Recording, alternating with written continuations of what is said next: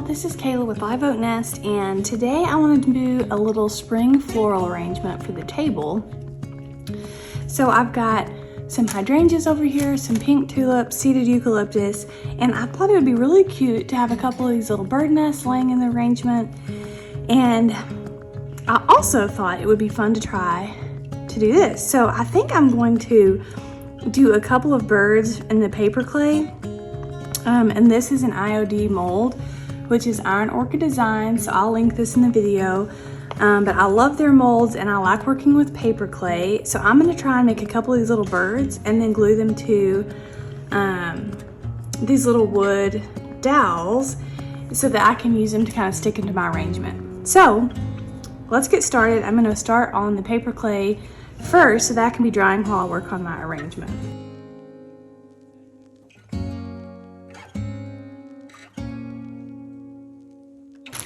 Alright, so this is the Paperclay I'm using, and I got it off Amazon. I'll link it in the video. You just want to make sure you tear off a little bit and then put it back in a Ziploc bag to seal it so that it doesn't dry out.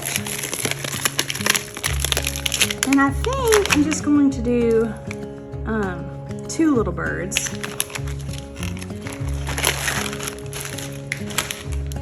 So you're just going to kind of heat it up in your hands. Just a minute, and then we're just going to press it down into the mold. And if you're having issues with getting the design to release, you can use a little bit of cornstarch. Just put a little tiny bit on a paintbrush and kind of dust it in the mold, and that'll help it release. But I usually don't have any problems. Okay, so I think I'm going to do this one here, and that one I think is too big, so let's do this one and see how that turns out. So you're just going to want to push it down really well.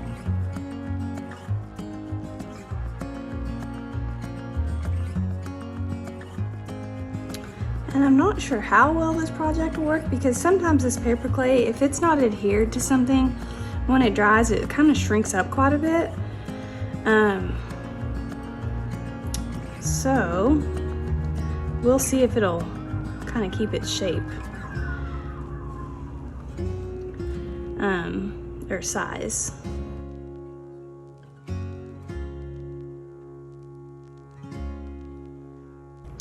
And then you can use like a spatula or a paint scraper, anything to scrape off the excess. Push it down in this little wing a little better. Okay.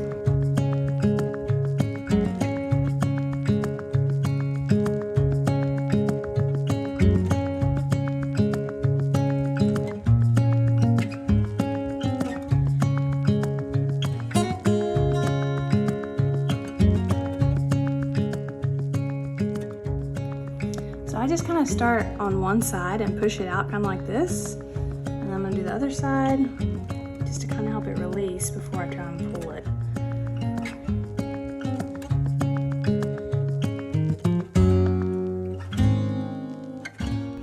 So there's that bird. Isn't that pretty? These molds are amazing. Okay, so I'm going to lay this to the side. I'm wondering if it's going to be fat enough. What I might end up doing is letting it dry and then just hot gluing it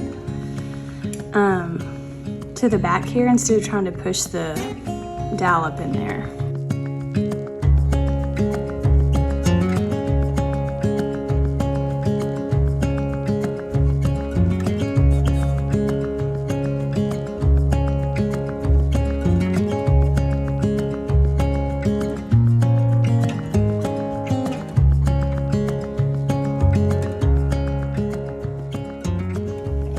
Okay, that little gal just fell right out. Okay.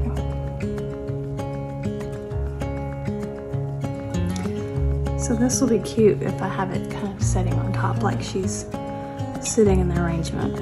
Alright. Okay, so this little bucket here came from Hobby Lobby, and I don't think it's probably water safe, so I'm going to use this big vase and just set it down in here so that I can fill it with water for my flowers. So after I've got water in my vase, I'm going to want to like create a little bit of a grid just to kind of helps the flowers stand up a little bit better. I used floral tape originally, but it wasn't sticking very well.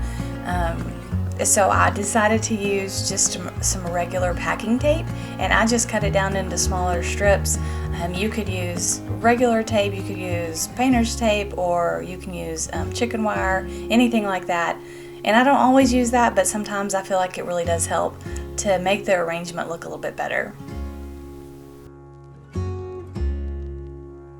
So when I'm doing a floral arrangement, I kind of like to start with the bigger flowers, get those placed, and then add in a couple of the smaller flowers and some greenery. And then I kind of like to just alternate between the greenery and the smaller flowers and just place them where I feel like it looks best.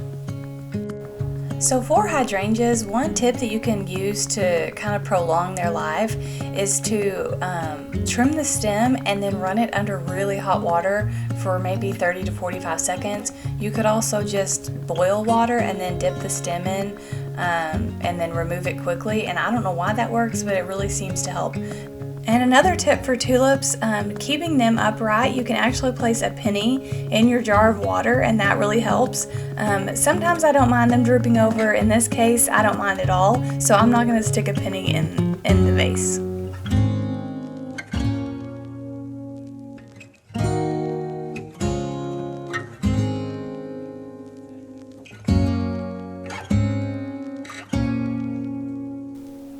So at this point, I'm just going to keep filling in the seeded eucalyptus and the other bundle of tulips. And here in a minute, you're going to see from the side, it's hard to tell obviously from this angle, but the arrangement just kind of looked too sunken down into my bucket. And so I got a couple little books and then used some paper towels, and I just lifted the vase out of the bucket, laid down the paper towels in the book just to give it a little bit of height in the center. And then I'm also going to go in around the space that was between the vase and the bucket and just kind of fill that in with some moss. That way it just kind of helps fill in any gaps, and it just makes it look a little bit more finished. And I also started out using a couple of faux tulips that I had, but you'll see at the end, I ended up taking those out because when I went to photograph the arrangement, the color of the leaves and the stems on the faux tulips were just such a crazy color green compared to the rest of the arrangement. So I ended up taking those out. I thought it looked fine for something in person. It just didn't look that great for a photograph. Okay, so now I'm going to go back to my little clay birds, and they were drying while I was making the arrangement, and so they have a little bit of crust on them, which is what you want if you're going to go ahead and paint them while they're still not completely dry. So I'm going to go ahead and paint these. I'm going to use a color, it's called Goddess Ashwagandha, and it's a fusion mineral paint, and it's just like a warm gray color. But I thought I would start out with a coat of that and then go back with a lighter color and just do a little bit of dry brushing to kind of highlight some of the details on the birds. Okay, so I went ahead and moved my arrangement to the table so I could kind of work with it a little better. And I ended up taking out some of the seeded eucalyptus. It didn't look fresh, and so I don't know, I didn't really love how it looked. So I ended up going ahead and adding in a couple of more hydrangea stems, and then I also added in a little bit of lamb's ear, which I love lamb's ear. I love the color and the texture, so I thought that added a nice touch. And I tend to cut my tulips just a little bit shorter than I will want them for an arrangement because they keep growing. So by tomorrow morning, these tulips will be probably just the right height. So now I'm going to go back in and tuck in the silver dollar eucalyptus, and it looks so much better. It hangs better, it doesn't have any brown spots all over the leaves. So I really like the look of this, the different sage colors and the pink and the white, and then just the texture of the lamb's ear. I think it looks really pretty. So all I have left to do is just finish up my little bird sticks, and then I will show you how I glue those onto the dowels and then stick them in my arrangement.